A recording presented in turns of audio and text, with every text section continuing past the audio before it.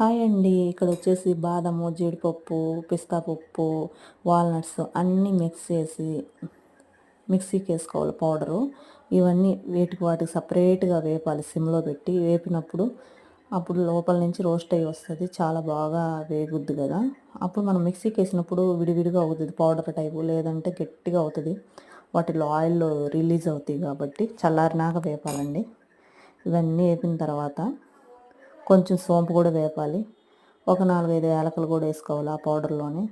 కొంచెం కలకండ స్వీట్నెస్ కోసం. షుగర్ బదులు ఇలా స్వీట్నెస్ అంటే బెల్లం వేస్తే కొంతమంది పిల్లలు తాగరు, అదే అట్లా గడ్డలు గడ్డలుగా ఉంటుంది కలకండ. ఇవన్నీ కలిపి మిక్సీకి వేసేసి పౌడర్ చేసేసి ఒక గ్లాస్ కంటెంట్లో పెట్టుకోవాలి. ఎవ్రీడే ఒక గ్లాస్ మిల్క్కి ఒక స్పూన్ పౌడర్ వేసేసి కలిపిస్తే పిల్లలు చాలా హెల్తీగా ఉంటారు. నా వీడియోస్ నచ్చితే లైక్ చేసి, షేర్ చేసి, సబ్స్క్రైబ్ చేయండి ప్లీజ్.